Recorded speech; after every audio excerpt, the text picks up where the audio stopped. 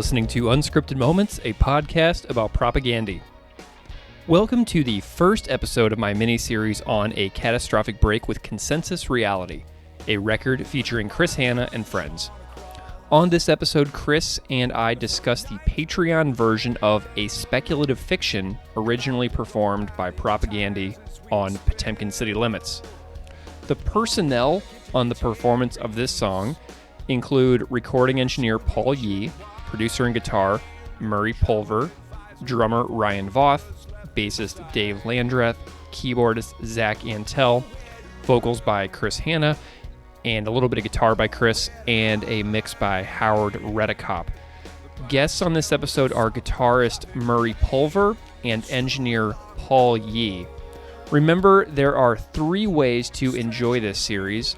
First, you can listen to each song individually with Chris and the guests. You can listen to a 1-hour version with just me and Chris with no guests. And you can listen to the full 4.5-hour jumbo edition that includes all of Chris's commentary and all guest interviews in the order of the record. I really hope you enjoy this first episode of this series. And without further delay, please enjoy my conversation with Chris about a speculative fiction. The battle of 1812 lives in our hearts.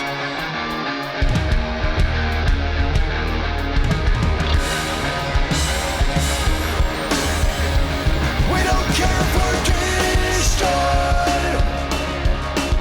We'll never capitulate. Greg, thanks so much for having me. It's a delight to have you here every time, Chris, whether you're chatting with me way back in the day for Duplicate Keys or Keith on that covers episode. We are continuously thrilled with the band's, support and, encouragement that we keep this crazy experiment going that we've got over here. So it just means a lot that you're willing to spend some time with me post-tour to jump in here and chat with me about a catastrophic break with Consensus Reality. So welcome back from tour. Well, thanks so much. And the feeling is very mutual between us and you guys.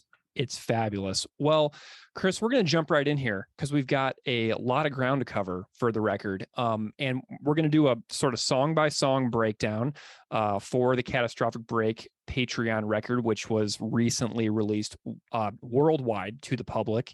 So I'm wondering if you can just, in your recollection, tell me how you came to start thinking about doing music and committing to, the labor of making music for your Patreon. I'm curious about where this all started for you and how this project kind of came together in your mind.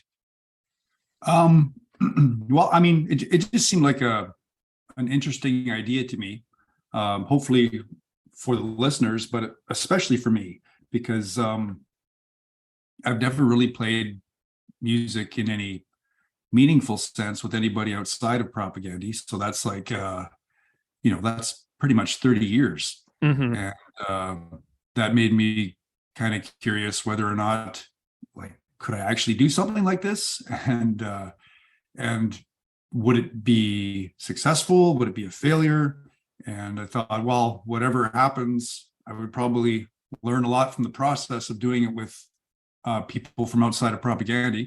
So I was intrigued by the possibility of it, and I think the possibility of failure on my own terms was really intriguing to me, because part of the motivation for the whole Patreon project in general initially, well, still, was the desire to do something with complete autonomy, where whether something I do succeeds or fails is just it's in my hands.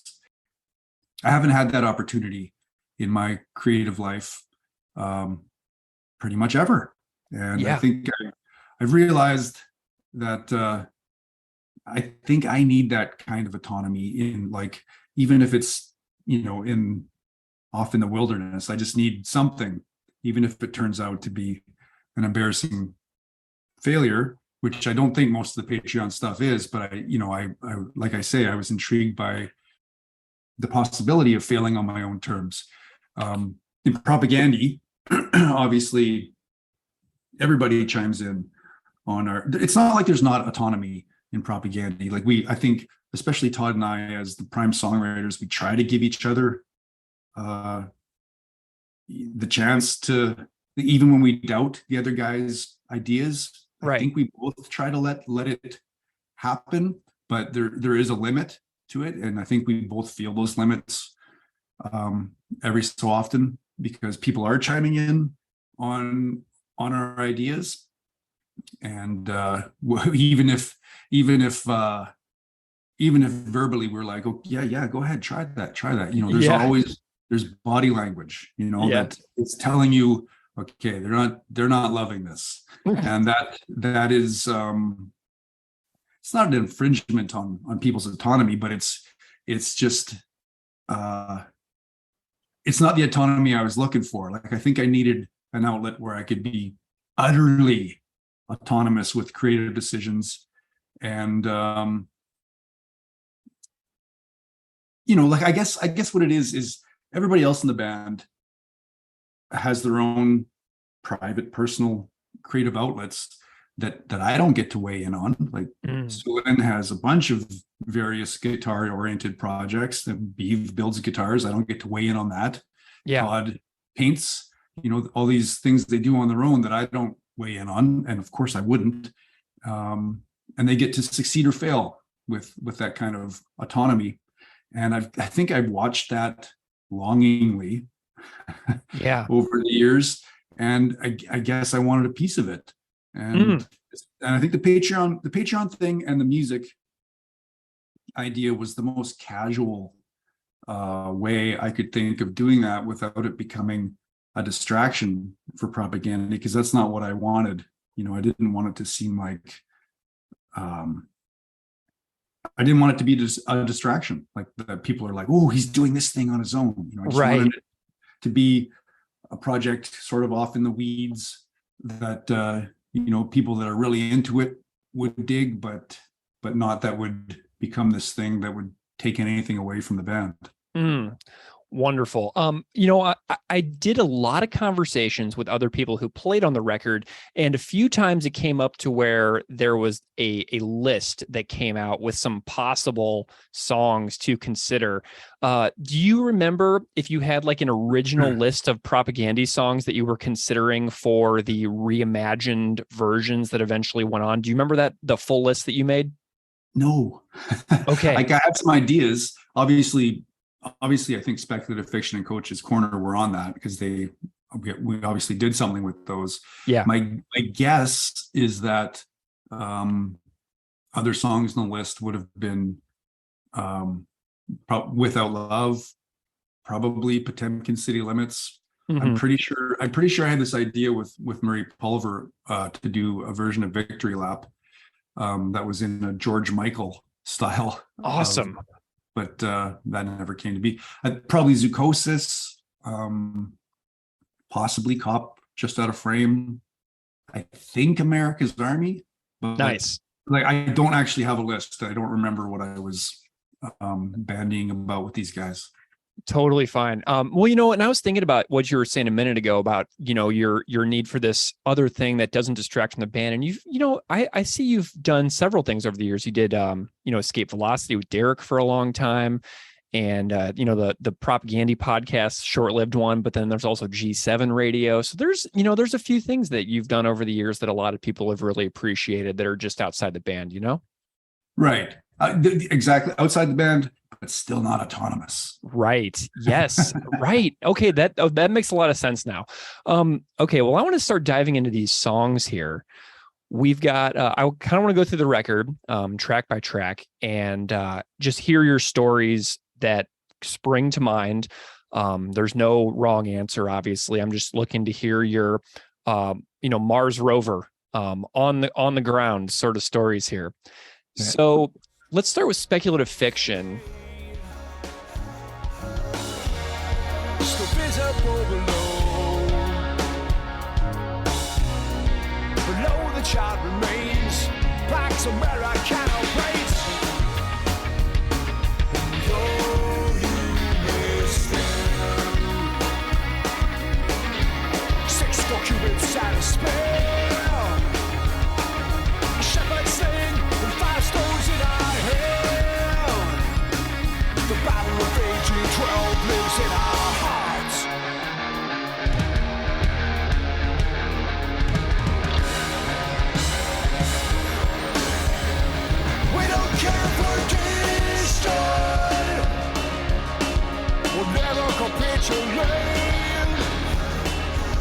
What was special about the reimagined process for this tune for you? What makes this one kind of special to you, like looking back on it? Well, you know, I know I just got finished saying that this was all about complete autonomy, Right. having the ability to make completely autonomous creative decisions, but it was actually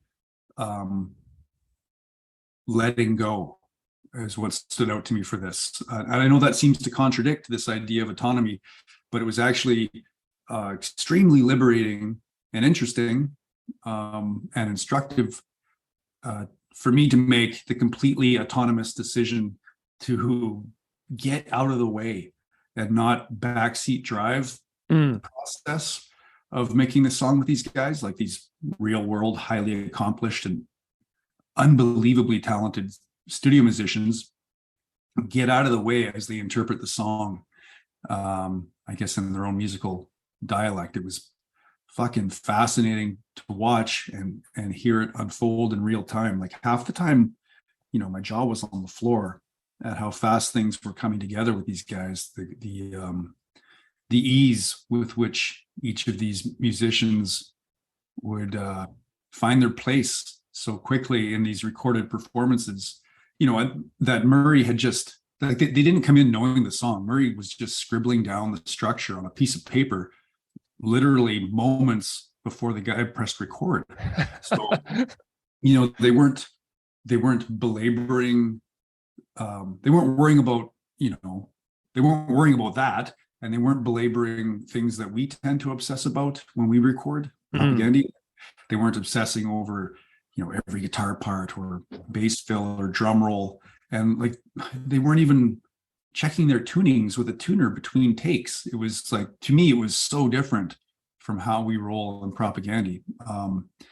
And I guess just letting that unfold and trusting them was a unique experience for me. And I guess that's just what was special about it, was just letting go. So I know that Murray was really instrumental in the arrangement process. Can you tell me about like working with Murray before the studio? Yeah, on this song, I don't know that we really did a lot of work before the studio on this song. I remember getting together with him with the Coach's Corner tune. Oh, okay. And we got to the studio and I was like, well, like, should I play these guys the song like from the record? And he's like, no, don't worry about it. You know, and he just was scribbling down the structure on paper for these guys and showing them the parts quickly. And I was feeling this anxiety about like, well, I think I should tell them here that this part should go like this. But I was resisting that impulse at the same time because I just didn't want to backseat drive it. I wanted to see what these guys would do with this music, and then, you know, whether or not it succeeded or failed was not as important as me letting go and watching the process. Yeah, like the memories that some of the interviews that we're about to hear share is that you were kind of like almost a super hands-off in the process, and that you seem to be almost like surprised at how these studio session guys work in comparison to your own history in music. Does that make sense? Yeah, I was shocked.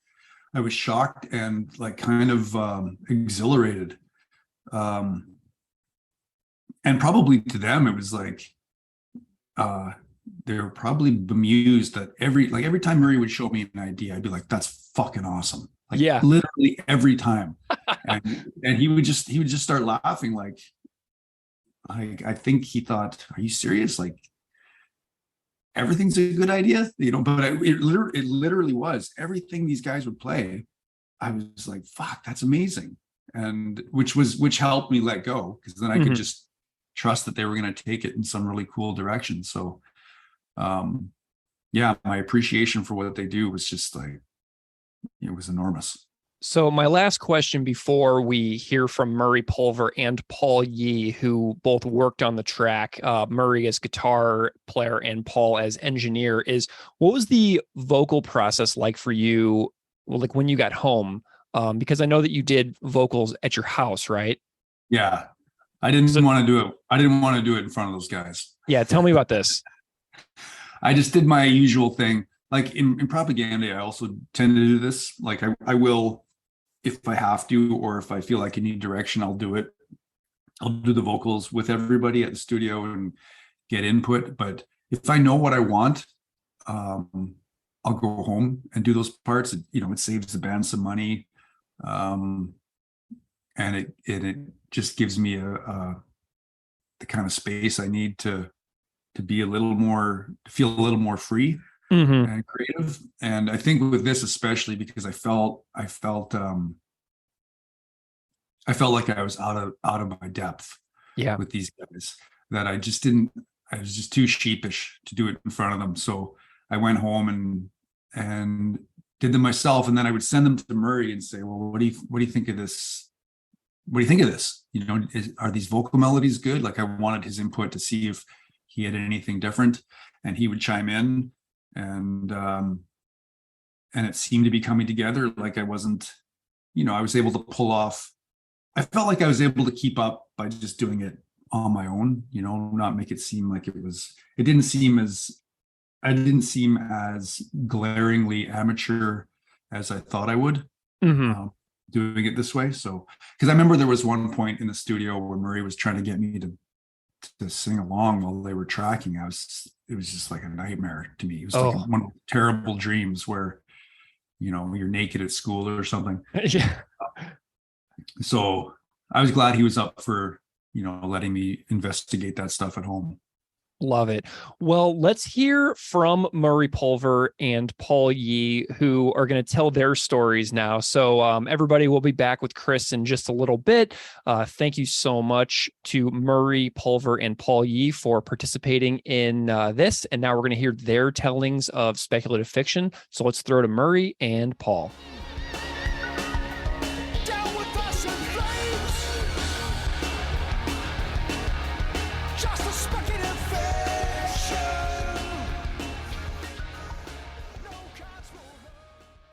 Murray Pulver, welcome to Unscripted Moments, a podcast about propaganda.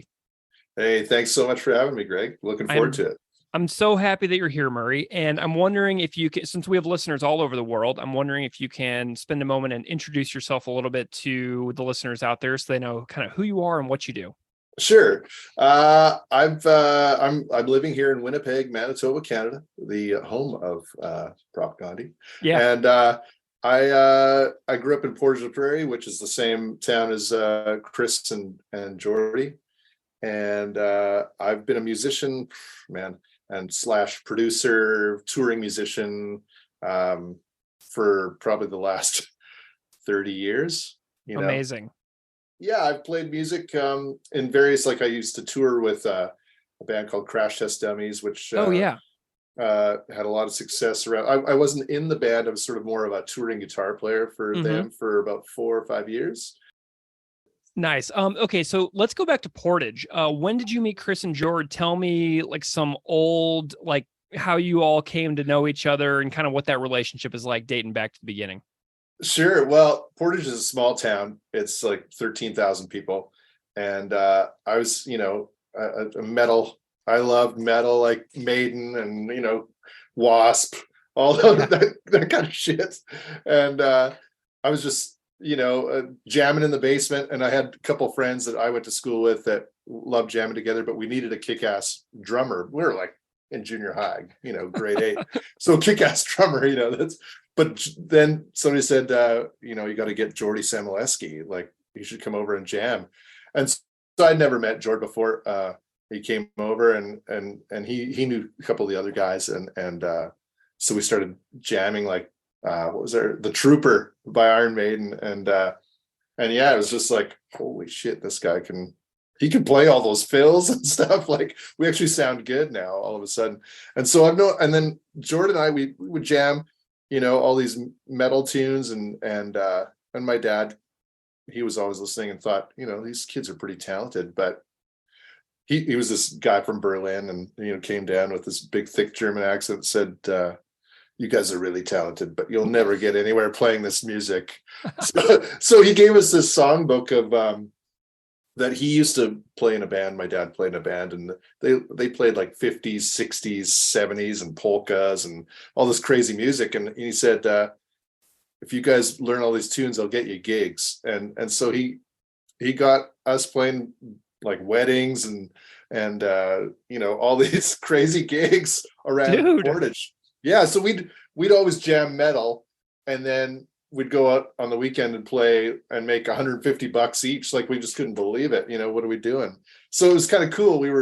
Our part-time job as kids was playing music on the weekends, which was wild. And so then George, he became friends. He went to a different high school than I did as we grew up, and he hung out with this kid, Chris Hanna. Yeah. And they invited me to come down to George's basement and just jam out. Like, we were playing like Dayglow Abortions tunes and like just heavy stuff. Man, that's great. Yeah, it was pretty cool. And I was just like, man, these guys are really good at this shit. I don't know if I can keep up. I was more into, like, I hate to say it, but hair metal and shit like that as a kid, And so it was kind of we'd go into Winnipeg, like take the bus into the city and go to record stores. And, I have fond memories of hanging out with those guys and picking up, they'd be into like Celtic Frost and like COC. And I'd be like, oh man, these guys they're serious. I'd go home with some AC/DC record or something, but so I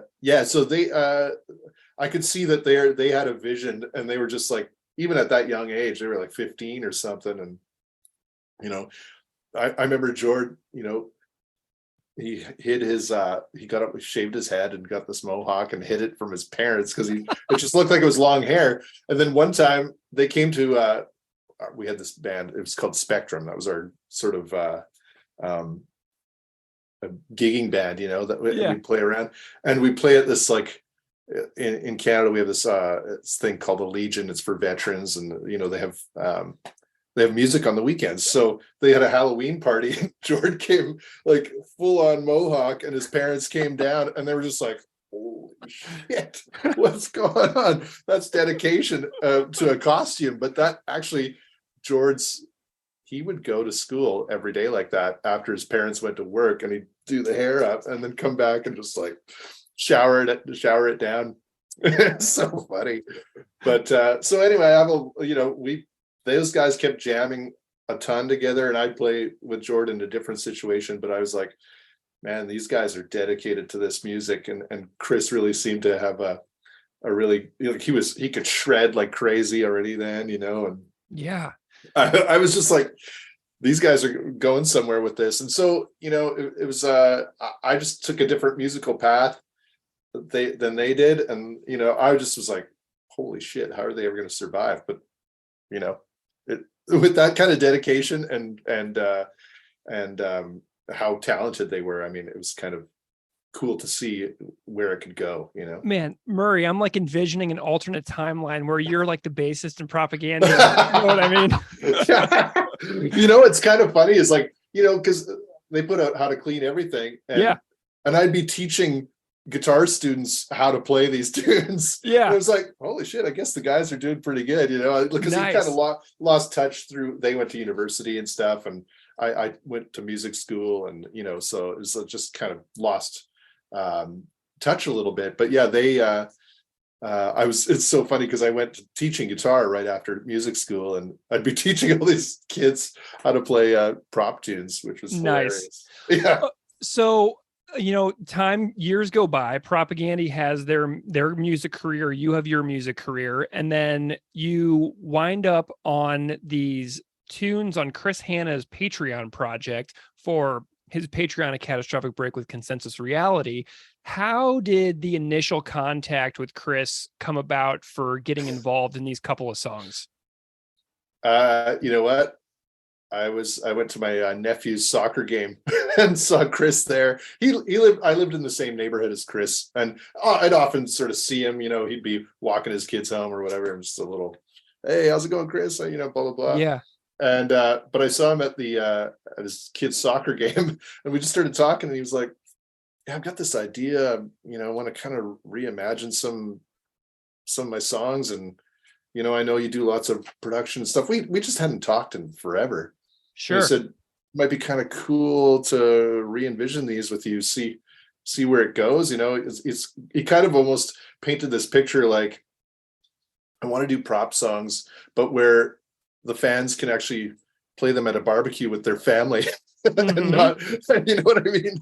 Almost like, hey, I could throw some tunes on and I'm not going to offend anybody.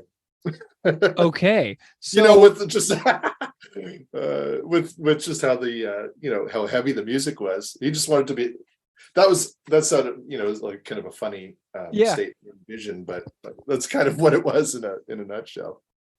Before we get into the songs themselves, I'm wondering, were there like rehearsals? Did you like rehearse as a band? Like how did this all come together as far as like putting it together and then like finding everybody to be involved? Because there's several people that are on these too. Yeah. Well, it's kind of funny. Chris he sent me about 10 songs that he thought maybe could suit a different arrangement or whatever, just a revision of it. I listened to all the tunes and I was like, holy shit, like I don't know how this is going to go down. And he was super open to just let me try shit and see what sticks. And so the first one I brought him was Dear Coach's Corner.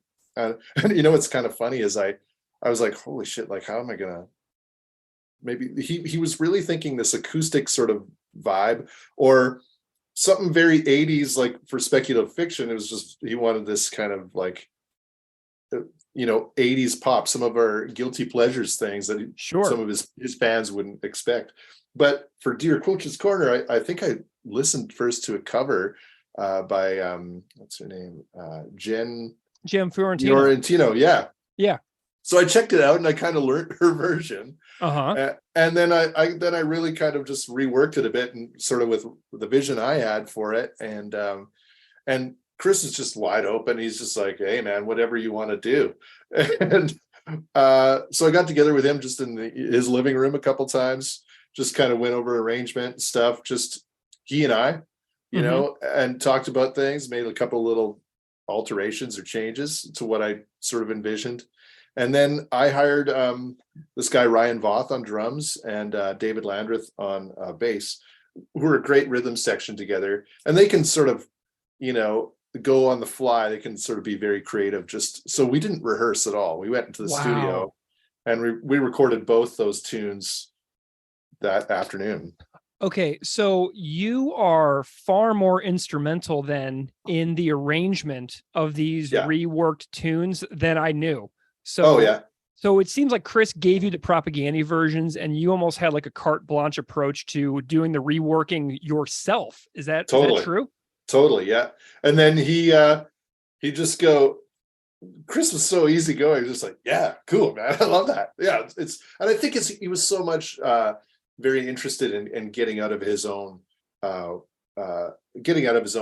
like just sort of being wide open to whatever possibility, and he was super excited about, like for speculative fiction, we were into this band called The Fix, which had a lot of this chorused electric guitars and shit and just stuff that was just far different than what he normally would go for, right?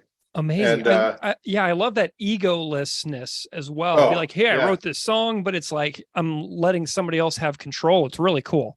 It's amazing. And like that doesn't happen every day, that's for sure. He was I think he was just kind of curious to see where it would go. And I was always like,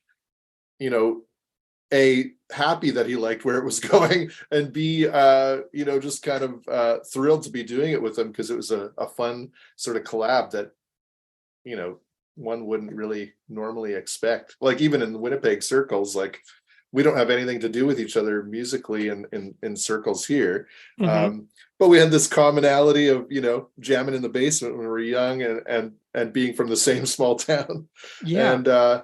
And I guess he'd sort of followed what I'd been doing, and I clearly had followed what he had been doing. And so, yeah, just it was really fun just to sort of rethink it completely, and just to, like you say, carte blanche. It was like he had no preconceived notions of what it should be.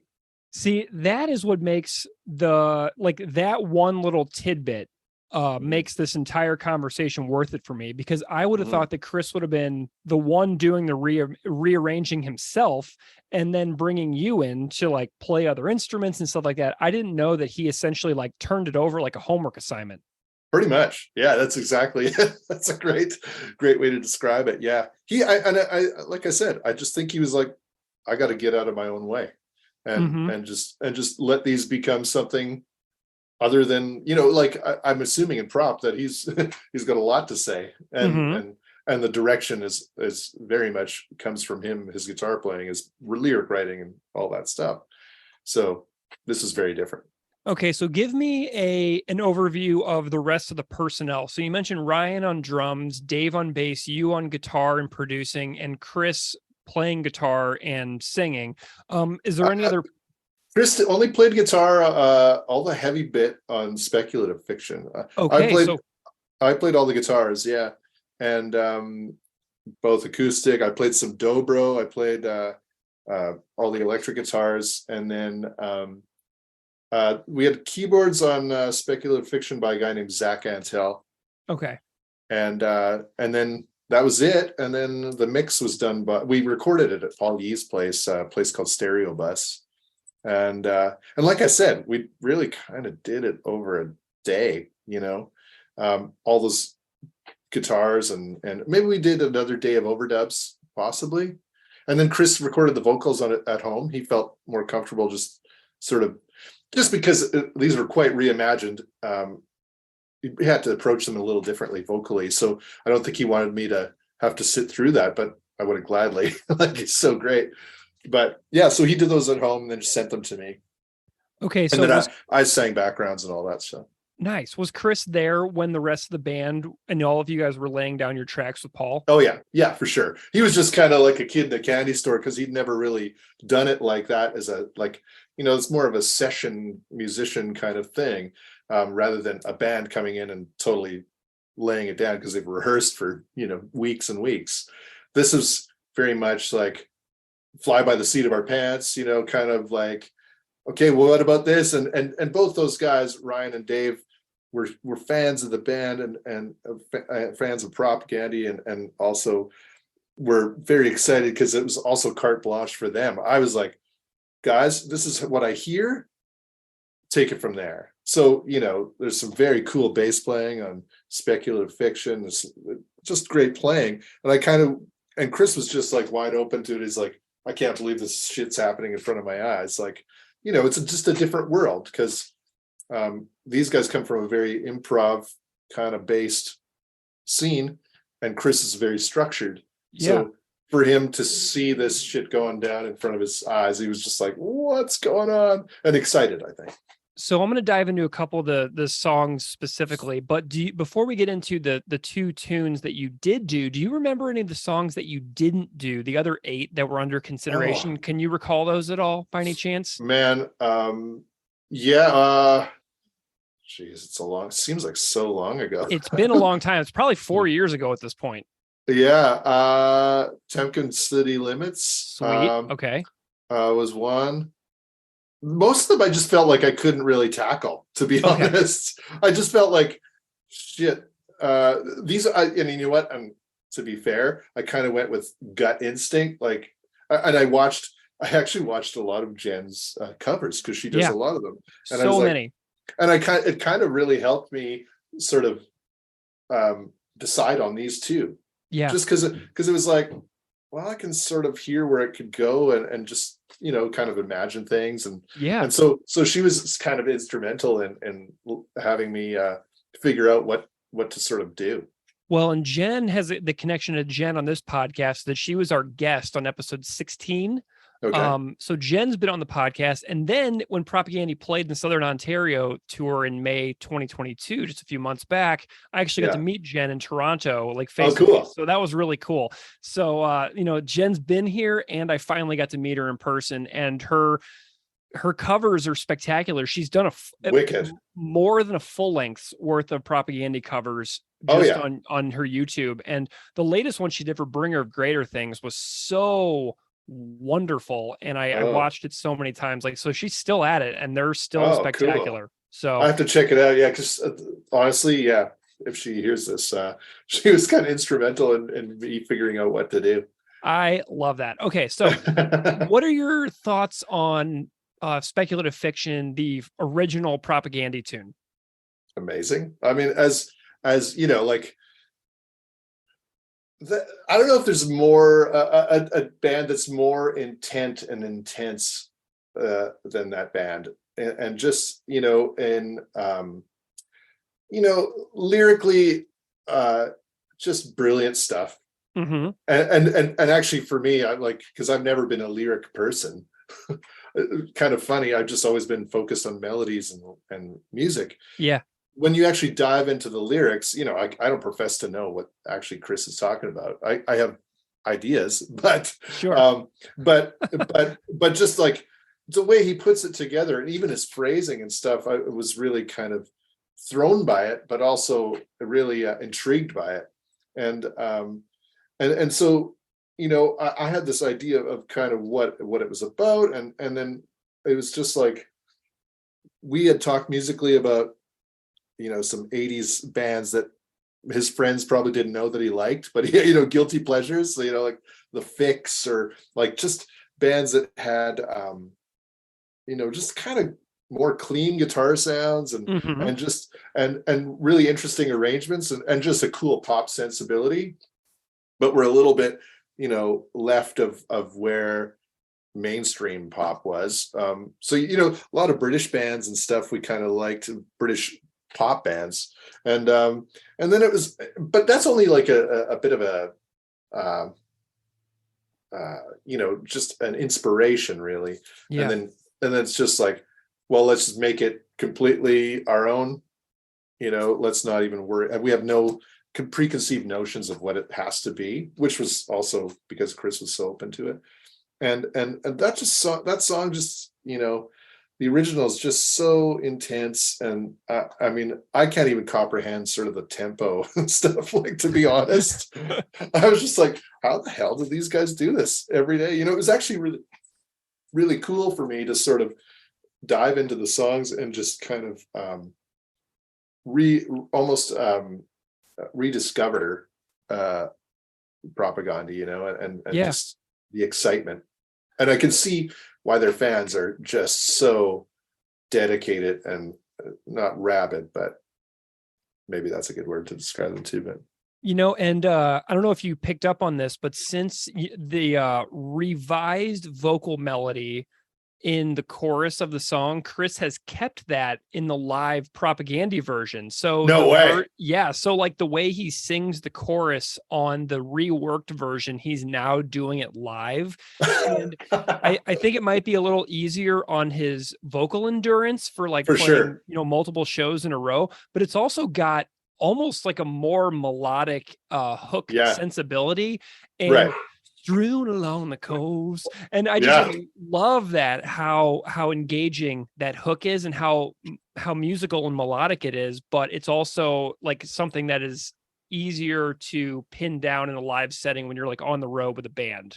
Oh yeah, for sure. And that's actually funny. Like that was a thing that he had talked about. He's like, as we're aging gracefully, he said, like, he envisioned this sort of becoming a thing where it's like, I don't have to sing over blazing guitars and just like crazy volumes, and it could sing a little differently and maybe try and get into a new place of comfort performing.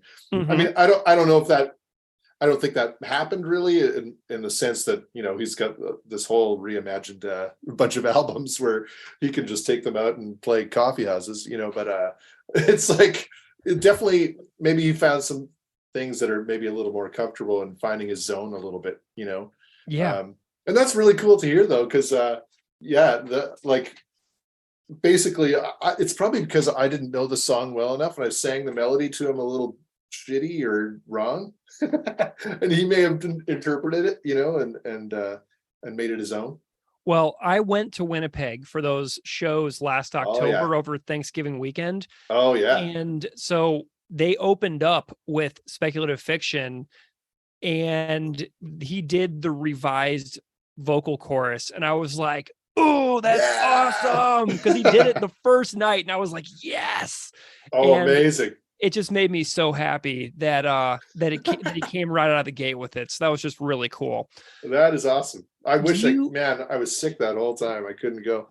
Oh, bummer. Do you have any like favorite things about like recording your parts that you remember that might, like, any like little Easter egg memories from Speculative Fiction specifically that might enhance the listener's appreciation for this particular tune when they're listening back on streaming apps? Sure. Yeah. I mean, I had this crazy little guitar pedal that it's called a multi-wave distortion. If I had it, I'd show you. But I was like, I'm going to just be like, I'm very sort of go with the flow, just kind of, I'm going to improvise some shit and see what sticks, you know, because we felt like could be some melodic guitar bits after I'd laid down sort of the big chords and stuff like that. And then, so there's this like kind of like those kind of sounds, and they're just, yeah, exactly. You know it, man. Yeah. I was listening to it like 20 minutes ago. So it's like this crazy pedal. I just found a neat setting. It doesn't work anymore, unfortunately, but amazing though. But it's documented forever. Yeah, exactly. And I was just like, Chris, what do you think of this? And I just kind of improvised this shit, and he was just like, yeah, man, I love it. Just keep going. And I think, you know, I was very lucky that he just was like, he never said no once to anything. He just was like, man, this is crazy. I can't believe this shit's happening to my song here. Yeah. You know? And so I think that's kind of a hooky thing. I really love the way Chris sings it. You know, and I sang all these backgrounds that I thought, man, this is risky for this audience, like singing big, you know, kind of almost, I hate to say like pretty, but sort of sweet saccharine harmonies. Oh, but I felt like, so you're doing the all that stuff in the background. Yeah. And he still didn't say no to that shit. And I was just like, because when I get into background singing, like I just do it here with the computer, right by the computer, and I just like, I can't help myself. I throw everything in there that I hear, you know, and sure. I expect the artist to veto like, you know, 80% of the shit. But Chris just was like, no, I want to keep that, man. It's totally different. I would never have done that. Of course he never would have, but amazing. Yeah. So that's all me singing backgrounds. Yeah. I love it. Well, and so he did an interesting episode on his Patreon where he was talking about working with Bill Stevenson, who produced Supporting Cast, and the ways that they would do all of their background vocals, and how Bill would have him do essentially like a vocal harmony under basically every single line just to see what would come out. Right. So I think Chris has a lot of experience in that regard as well, with like just like throwing out a backing vocal and just seeing which ones they wind up using in the final mix, you know? Yeah, it's cool, man. To me, it's like I come from a lot of bands where background vocals to me are kind of like hugely like I'm just a fan of it. Like I was into this band called Jellyfish, and it was all like full on crazy harmonies, and I just love. I'm a big fan of that, and so I was like, well, I'm going to add it to it and see. You know, I have no ego attached to that shit, so it's like, if you're going to cut it, no sweat. You know? Yeah, man. And, you know, I teach writing for high school students, and whenever I'm trying to get somebody to write something, they always want it to be perfect on the first try, right? And I say, no, you got to write crap in order to find the good within the crap. So like you have to throw everything you can at it, and then you see what you can pull out of it. So like that's all part of the revising process. Totally, I fully agree, and that's kind of have the same attitude in lyric writing. That when I do write lyrics, it's like, I'm sorry, I'm just going to throw this all out there, especially co-writing or whatever. It's like, it might just spark something else, it's just a word or a phrase. It's just going to spark somebody else, or a new thought within yourself or whatever. Do you have any like shout outs for any other moments in the song for any of the other musicians, like things that somebody did on the song that you're like, wow, I really love what so-and-so did on this part? Yeah. Like, I mean, everybody played amazing. I think if you really listen to the bass stuff, like dupa, like what Dave Landreth played instantly, that was his first instinct. Like that's maybe second or third take of the song. And it's just like, there's a lot of space in the bass playing. And I just think it's super cool and hooky, and it really helped drive it. Like I remember playing these chords for the guys, like this is how it's going to go. And I think it could be wide open to whatever you hear underneath that. Like, and I really, I think it surprised us all was when we first heard it. And I think Chris really jumped on it too. It was like, this is man, it's so, I don't know how many summers ago that was that we recorded it. So some of it's blurry. Forgive me, but because I listened to it again this morning and I was like, holy shit, there's some pretty cool playing on it. I'm just curious how prop fans take it, like it's because it's so different from the originals, Yeah, and I love the fact that these songs almost get a brand new life, because when they came out on Patreon, there would be like 1,000 people that would have access to it, which is a lot. But then you put it on Apple Music or Spotify, and then all of a sudden it's available to everyone who has those services around the world. And you think about how many people are like into propaganda, and you see it like posted online. Oh, Chris Hanna has this new covers and reworked things that comes out, and it just ignites a second life into these songs that are now at this point like 3-4 years old. So I mean, it's really cool to get it back out there and to be able to emphasize it. Oh, for sure. Paul Yee, welcome to Unscripted Moments, a podcast about propaganda. Hey man, how's it going? Excellent, thank you very much, Paul. How is your Winnipeg late September treating you? Treating me great. The weather is still hanging on. It's nice, and still getting some motorcycling in, which is great. And lots of music. Just working in the studio. Wonderful. Well, I was just talking to somebody else from this project, Darren Acorn, who also was on a long motorcycle trip across Canada just a few weeks back. So it's glad to see that there's a little bit of crossover with the little hobbies with the folks coming on the show. It's pretty sweet, man. Do you want to just go ahead and introduce yourself a little bit to the audience listening out there, so they kind of know who you are and what you do? Okay. My name's Paul Yee. I am a musician first and foremost. Basically, I play a lot of different instruments, but I mostly play bass in bands and on records. But I'm also a recording engineer. I own Stereo Bus Recording in Winnipeg. We make a lot of records here. Lots of good music, like drums and guitar music.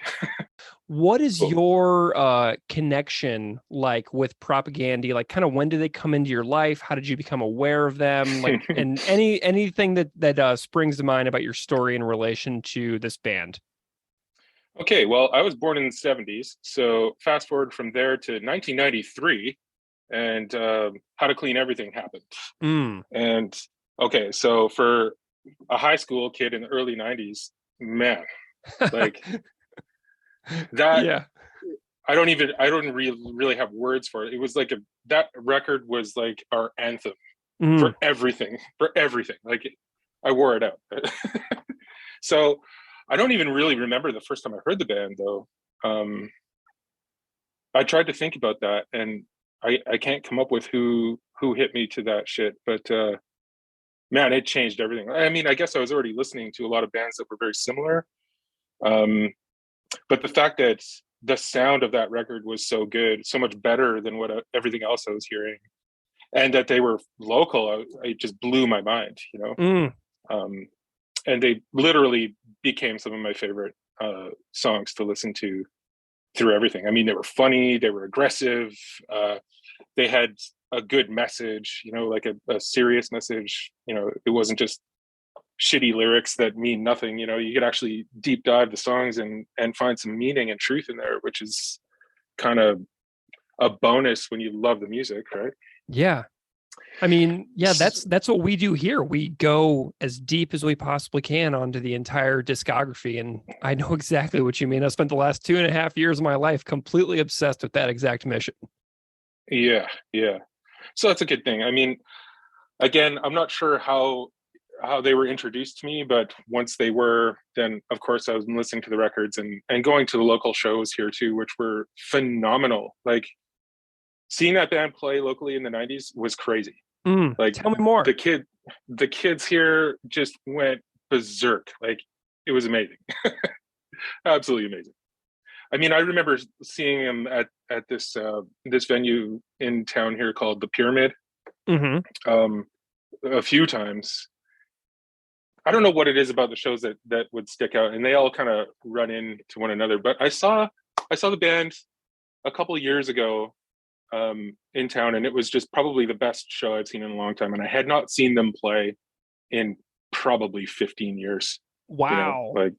Well, I mean, I spent so much time with bands on the road and doing other things. Like, I don't really get a chance to see bands very often. But when we started working on some of these songs with Chris, the band was doing a couple of local shows, so they invited us to come out, and I made the time for it, and they kicked the shit out of me, man. It was awesome. Amazing. It was awesome. Totally awesome. Was it like the September 2019 shows at Park Theater? That's the ones, yeah. Awesome. Yeah. Cool. Okay, so tell me the story of how you kind of got hooked up with Chris's Patreon project. How did you get kind of roped in on these sessions for Speculative Fiction and Coach's Corner? Yeah. So I guess it was through Murray.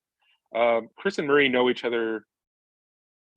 Just like their kids play together and stuff like that, and they have a rapport. They're from the same town. They used to play in bands together way back in the day, and so I guess I'm not really sure of all those details, but Chris and Murray were talking about producing these songs together, and I'm just part of Murray's crew.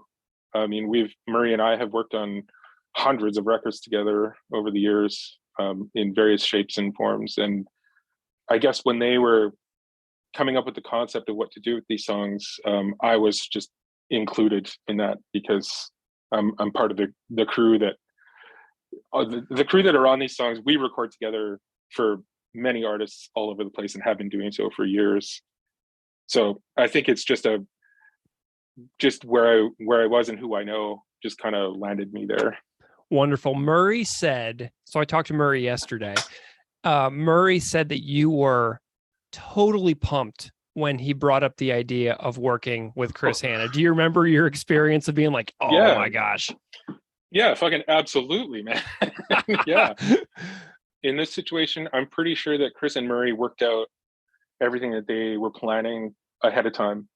And then when everybody came into the studio, it was really, I mean, I'm just engineering this stuff. So, everybody comes in, we kind of talk through things as we're setting everything up, and then the band just kind of sorts their shit out in real time.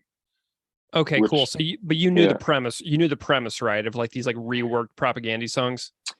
Yeah, and that was really interesting for me to find out that that's what we were doing, because when Murray originally got me hip to this thing that we were going to do, I wasn't quite sure what it was going to be. So I thought maybe it was some new material, or something in the vein of how the band sounds, which was super exciting to me because honestly, I love that music, but I don't get a lot of opportunities to work in that genre, right? So I was very excited to do that. But then when I found out that, okay, we're actually going to take some older tunes and rework them in a different style, it was weird. It was a weird idea to me, to be honest. Because I don't want to call myself like a purist of music or anything like that, but honestly, at first I couldn't think of how these songs could be any different because I just know them as what they are, Yeah. And as a fan of Propaganda, it's like, try and imagine their sound in a different way. It's kind of difficult until you hear it, and then, oh, okay, this is kind of cool. All right. You know what I mean? Yeah, totally. So tell me a little bit about your memory of like the setup and like the rundown, like who was there, kind of like give me the nuts and bolts of the who and the stuff like that, the personnel involved. Okay, well, obviously Murray was here, Chris was here, and the band guys were here. So Dave Landreth on bass and Ryan Voth on drums. Mm-hmm. Did we have anyone else? I can't remember. There might have been some keys. I'm not sure. I can't remember off the top of my head. Yeah, you know what? Now that you mention it, I think there was some key stuff or some synth stuff or something like that. But anyway, so I guess we get together. I mean, it's so long ago now. It's kind of hard to kind of recount everything that happened. But typically, and I'm sure it's no different in this situation, we kind of talk about the direction that we're going to go with things, and that really opens up a lot of avenues for me to choose the drum kit and, choose amplifiers for the guitars and choose microphones and positioning and stuff like that to achieve what we're going to do. Like, I mean, recording big bombastic punk rock drums or just huge bombastic drums is a lot different than recording something that is meant to sound like it's 80s pop music or even a jazz setup. So I kind of really need to know the direction before we get too deep into the equipment that I've chosen, right? So yeah, that's probably what happened. Is we talked about the direction that we're going to go and sort of the vibe that we're going to go for with these songs.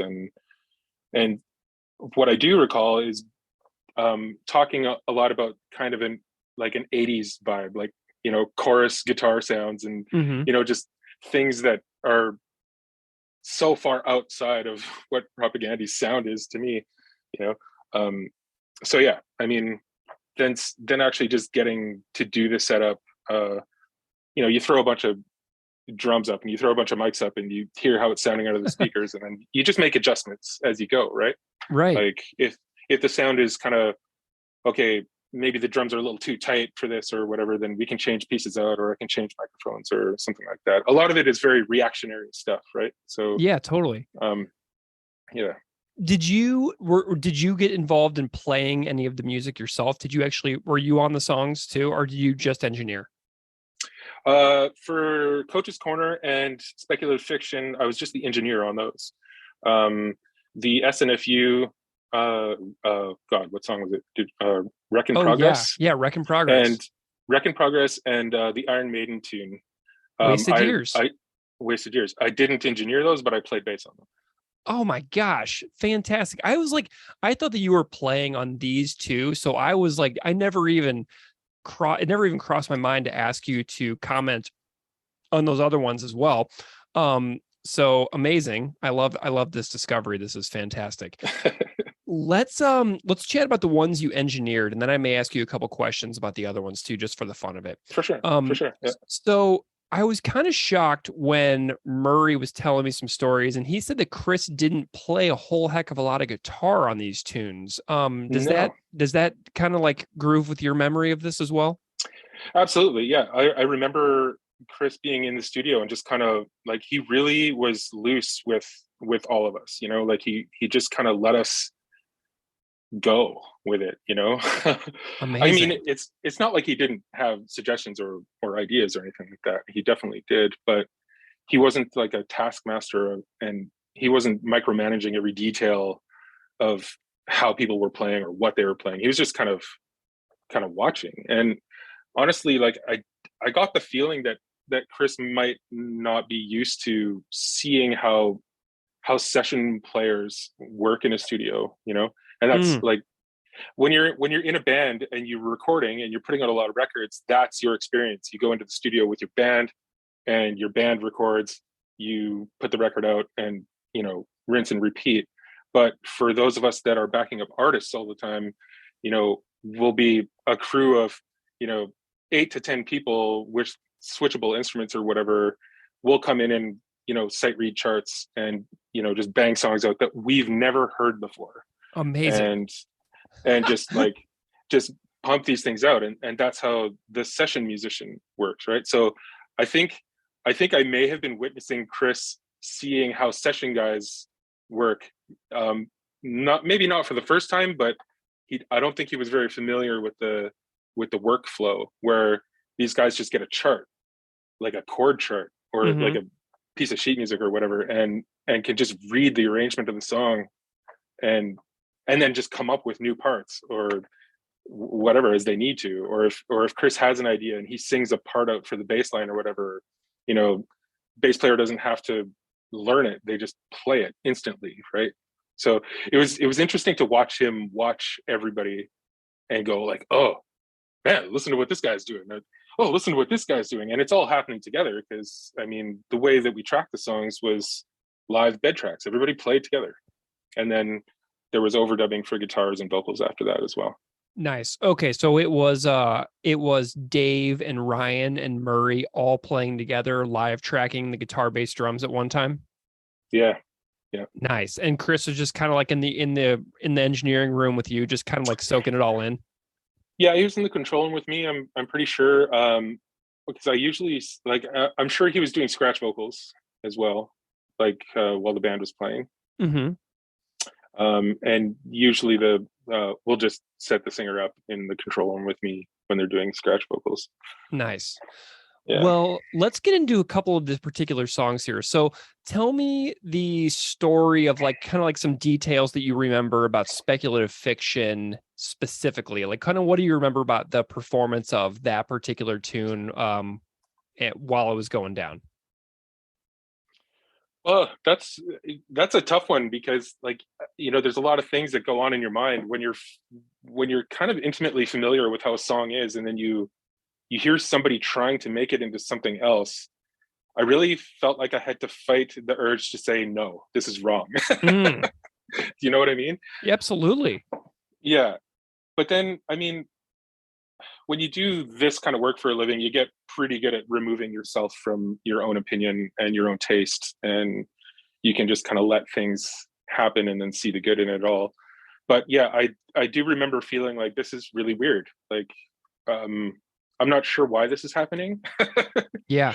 But it's good. You know what I mean? Like it's, yeah. So cause I know the source material and I hear what we're trying to do with it. And it's so drastically different than where it was. It gives me kind of a funny feeling, but then I try to imagine, okay, I've never heard the song before and I'm hearing it for the first time and I don't know what Propagandhi is. And I'm just hearing the song for what it is. I had to go to that headspace quite a bit while we were recording it so that I could feel like this is amazing. This is fresh. This is great. It did take a little bit of letting go of what the original song was, because the original song, it hits quite a bit harder. You know that, right? Oh yeah.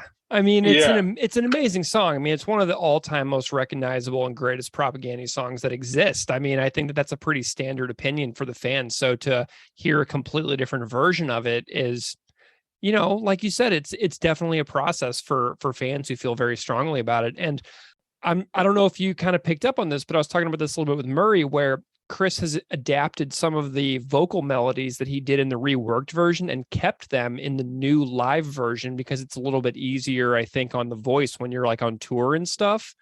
Yeah. So some of the chorus stuff he's actually retained in the Propagandhi version, which is pretty interesting. Oh, that's cool. Yeah. So did you like the fact that they kept that kind of heavy guitar stuff, since you're such a fan of the original? Did you like that they kept that kind of heavy guitar riff in the middle of it? Yeah, absolutely. Yeah, for sure. Did Chris play that heavy guitar riff in the parts? Did he play guitar at all on this song? Do you remember? I'm pretty sure that the heavy guitars are Chris. Okay, cool. Did he do that in the studio or did he do that at his house? I know he did some recording later on and these at his house. That probably would have been a home overdub. Okay, cool. So Chris was basically just kind of there hanging out with you. Yeah.